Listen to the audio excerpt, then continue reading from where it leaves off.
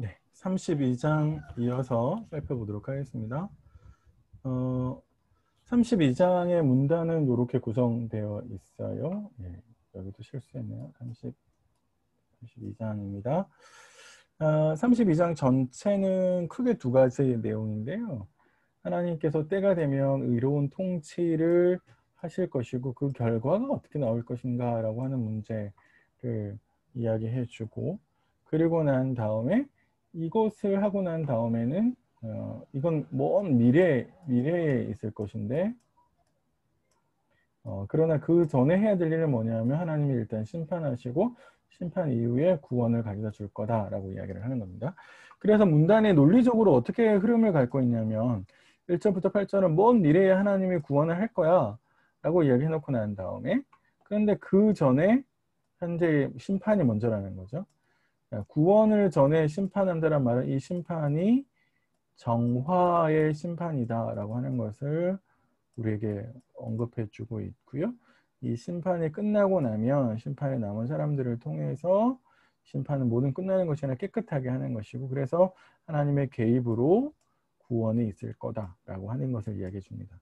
그래서 이사야의 흐름이 계속해서 심판 먼저 하고 난 다음에 하나님의 구원이 있을 거다라고 하는 사실들을 이야기해 주고 있습니다.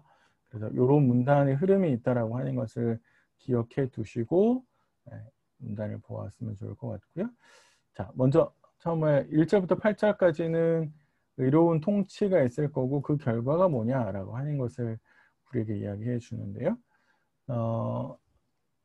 하나님께서 아수르의 위협에서 예루살렘을 구해 주실 거다라고 앞에서 이야기를 했잖아요.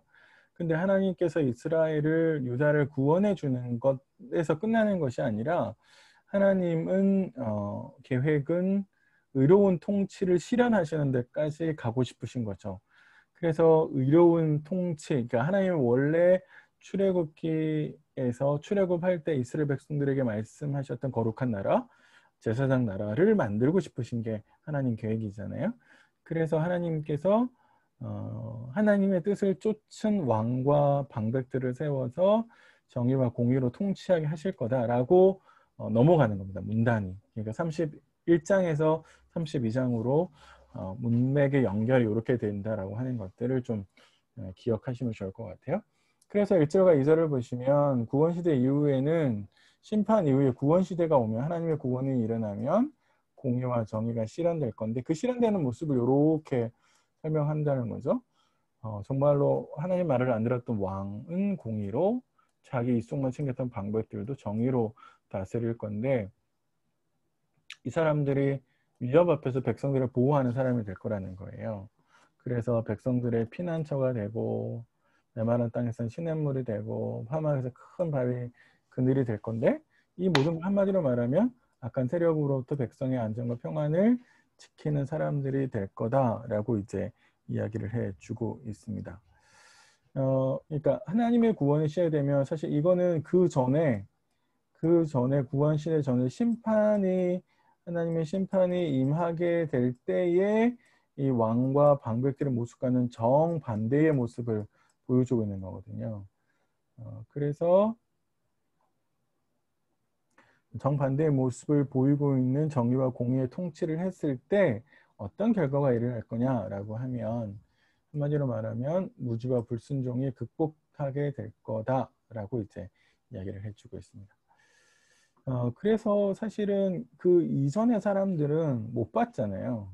근데 못 본 사람들이 보게 되고 듣지 않으려고 했던 사람들이 들을 수 있게 될 거다라고 이제 하나님께서 이야기를 하십니다. 그래서 하나님의 역사를 보고 그의 말씀을 들을 수 있도록 해 주시는데요. 우리 성경에 이제 32장에 보시면 보는 자, 3절에 보는 자, 또 듣는 자 이렇게 등장하는데 이 사람들은 6장 10절을 나중에 한번 읽어보셔요. 이거를 참고해 보면 구원 시대를 사는 사람들을 이제 이 사람이라고 표현해 보는 거예요. 아마 그런 것 같습니다. 보는 자와 듣는 자는 하나님의 구원의 시대를 살아가게 되는 사람들이라고 이야기할 수 있을 것 같고요.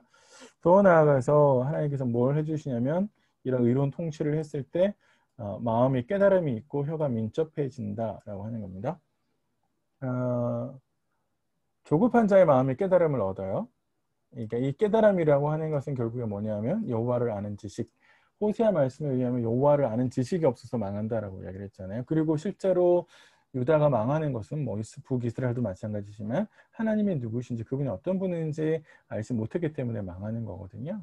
그래서 여호와를 아는 지식이 있게 되고 그 다음에 더 나아가서 자신을 돌아보는 능력 그리고 공동체에 필요한 지식들을 줄 거다라고 이야기를 하고요. 이 조급한 사람의 표현은 이렇게 있습니다. 한번 보세요. 생각 없이 처신하는 사람들을 조급한 자라고 이야기하고요. 이 사람들은 생각이 없어요. 그러니까 통찰력이 없고 통찰력이 없으니까 결정은 늘 어리석을 수밖에 없어요. 어눌한 자의 혀가 분명하게 말해진다라고 이야기를 하는데 어눌한 자는 솔직함과 명료함과 진실함이 결여된 자라고 이야기를 합니다. 네, 그러니까 이런 사람들 사실 이게 아까 말씀드렸듯이 심판 시대를 살아가는 사람들, 하나님의 심판을 받을 수밖에 없었던 사람들의 모습이었잖아요. 근데 그 사람들에게 하나님의 의로운 통치를 가져오시고 그 통치를 받게 되니까 무지에서 벗어나고 불순종에서 극복할 수 있게 된다라고 하는 것을 이야기해 주고 있습니다.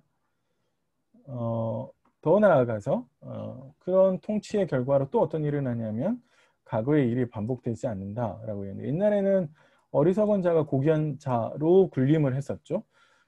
완전 하나님의 뜻을 제대로 모르는 정치가들이 지혜자라고 불리우면서 혹은 우둔한 자가 존귀한 자라고 불리면서 그것이 뭐 방백이든지 왕이든지 그런 경우가 있었는데 이제 하나님께서 그러한 일들을 반복하지 않겠다라고 이제 이야기를 하십니다. 그래서 하나님의 영을 보내셔서 그러한 것들을 하지 않겠다라고 이야기를 하시는데요. 6에서 8절은 6절 앞에 뭐가 있냐면요.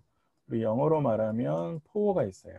그러니까 이유를 나타내는 말이고요. 그래서 5절에 어리석은 자를 다시 존귀하다 부르지 아니하겠고 우둔한 자를 다시 존귀한 자라 말하지 아니할 거다라고 하는 말의 이유를 설명합니다. 왜냐하면 간단하게 말씀드리면 이거 어리석은 자는 이런 사람들인데 그리고 악한 자는 이런 사람들이에요. 근데 이러한 사람들을 이게 진짜 그야말로 어리석은 자들이죠. 근데 반대로 하나님께서 존귀한 자를 세우시는데요. 존귀한 자는 존귀한 일을 계획하고 존귀한 일을 위해 일어서는 사람들이죠. 이런 사람들이란 말이에요. 결국에 하나님께서 과거의 일들이 반복되지 않으시는 건 뭐냐면 구원 시대가 되면 어리석은 자와 악한 자는 존귀한 자로 바뀔 거기 때문에 예전과 같이 어리석은 사람과 우둔한 자를 악한 사람들을 존귀한 자나 뭐 지혜로운 자라고 이야기하지 않게 될 거다. 그러니까 그게 하나님께서 이루려고 하시는 의롭고 통치를 가지고 있는 시대가 되는 것이죠. 우리로 생각해 보세요. 지금의 시대가 어떤 시대냐면 사실 이러한 시대이라고 저는 생각을 하거든요. 그래서 하나님의 통치가 온전히 임하게 되면 사실은 이 땅에 지혜롭다라고 스스로 말하고 다니는 사람들의 그런 모습들이 폭로가 될 것이고 진짜 하나님께서 의로운 왕을 세우시고 방백들을 세우셔서 하나님의 역사를 행하는 그런 나라들이 시간들이 이제 우리에게 주실 거라고 기대를 합니다.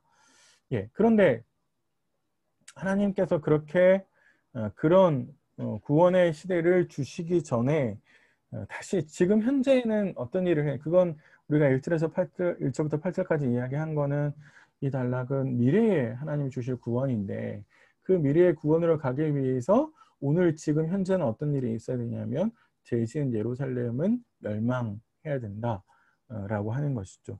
멸망할 수밖에 없는 운명에 처해 있다라고 이야기하는 거죠. 그래서 하나님께서 심판을 선언하십니다.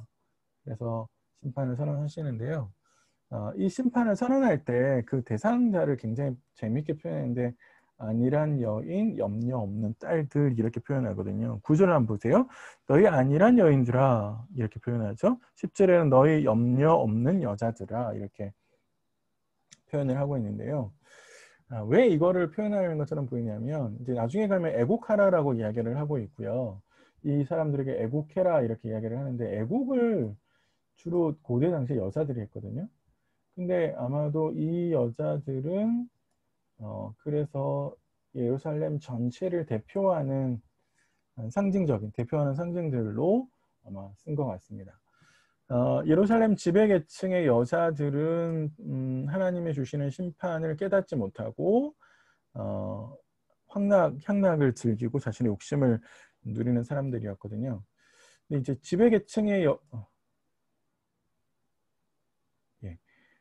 이걸 지배계층이라고 보는 이유는 뭐냐면 14절에 가면 궁전이 등장하고 오벨이 등장을 하는데 이 표현들은 다 예루살렘 성하고 깊이 관련되어 있습니다. 그리고 안일하고 염려 없다라고 하는 모습은 고발을 하는 것인데 고발을 당하는 사람들은 주로 지도층에 있는 여자들이거든요.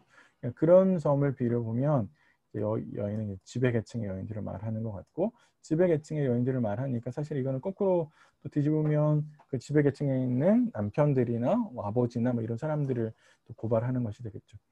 하나님의 심판을 주실 건데 그 심판이 뭐냐면 일단은 수확이 없어져요. 우리 성경의 표현이 어떻게 되냐면 10절에 1년 남짓 지나면 너희가 당황할 거다라고 이야기를 하면서 이야기를 하는데 1년이라고 하는 것은 하나님의 심판이 곧 다가왔다라고 하는 것을 이야기하는 것이고 수확이 없을 거다. 그래서 당황하는데요. 수확할 때가 되면 걷어들일 곡식이 있어야 되는데 포도원도 그렇고 곡식이 없게 될 거다. 근데 이게 한 해만 되는 게 아니라 계속 될 거다라고 이제 하나님께서 이야기하고 있습니다. 그래서 하나님은 뭐라고 이야기를 하시냐면 조금 더 심판의 내용이 나중에 이제 이게 우리 성경에는 심판의 내용이 14절, 15절에 이어지는데요. 이걸 제가 앞에로 붙여서 당겨왔습니다. 좀 그 주제별로 정리를 하려고요. 그래서 심판의 내용 하나 더 보면 생존의 토대가 완전히 파괴될 거다라고 이야기를 하는데 14절에 궁전이 피하죠. 성읍이 장막하죠. 오벨과 망대가 굴혈이 되죠. 이런 말은 뭐냐면 사실은 궁궐도 버려지고 성읍에는 인적이 끊기니까 항무시가 되는 거죠. 사람이 살 수 있는 곳이 안 된다라고 하는 것이 하나님의 심판입니다. 근데 여기 아까 말씀드렸던 오벨이라고 하는 것은 예루살렘 성전하고 다윗성 사이에 있는 언덕을 의미한대요. 예, 그러니까 이건 사실 예루살렘을 표현하는 말이라고 볼 수 있습니다.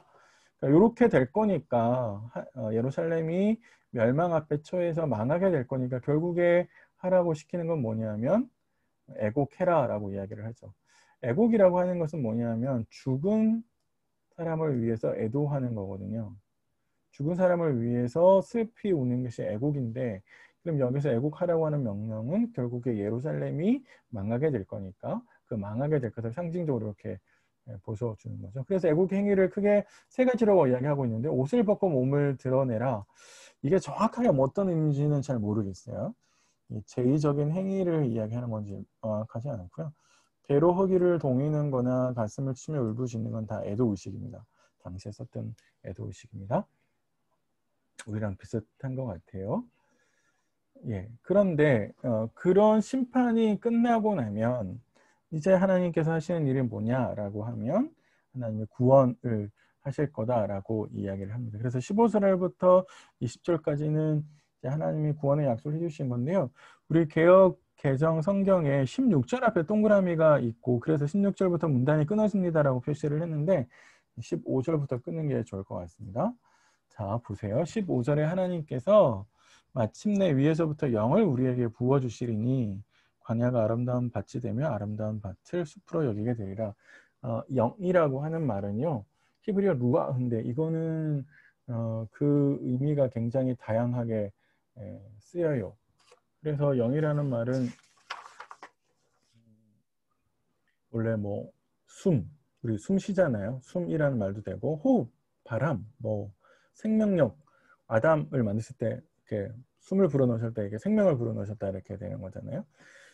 그런데 여기에서는 어떤 의미로 쓰이는 거냐면 지금 여기에서는 사람이나 자연에 직접 작용하는 하나님의 능력. 그래서 영을 뭐 성경에는 이런 표현들을 잘 씁니다. 하나님의 영을 보내겠다라고 했을 때 그 영은 하나님의 능력을 드러내는 것이고 이게 이제 신약에 오면 성령이 되는 거죠. 근데 구약에서는 하나님 외에 또 다른 신이 말할 수 있는 시대가 아니었기 때문에 이렇게 영이라는 표현을 썼습니다. 그래서 하나님께서 영을 부어주시면 어떤 결과가 일어나는 거냐? 하나님 백성에게 구원이 오는 거죠. 삶의 터전에 비옥한 땅으로 변해요. 아까 우리 예루살렘이 황폐해졌다 그랬죠? 그 다음에 정의와 공의가 없어진 사회. 그래서 아까 우리가 9절에서 이야기했듯이 안일한 여인들, 염려 없는 여자들로 대표되는 예루살렘 지도층의 부패, 무능력 그런 걸 봤는데 정의와 공의가 지배하는 의로운 사회로 변화될 거다라고 이제 보여주고요. 그리고 황폐화돼서 찔레와 가시의 땅이 되는데 이가 안전한 곳이 되고 조용히 쉬는 곳이 됩니다. 반면에 예루살렘을 괴롭히던 사람들, 그런 위협하던 세력한테는 하나님의 우박이나 성읍, 그들의 성읍을 파괴하시면서 심판하시는 것을 보여줍니다. 자, 그러니까 우리에게 주는 교훈은 뭐냐면 우리 31장에서 봤던 거와 똑같은데요. 참된 평화는 군사력이나 동맹 정치가 아니라 여호와의 능력이다 라고 하는 것을 32장도 마찬가지로 보여주고 있습니다. 예, 여기까지 32장을 봤습니다.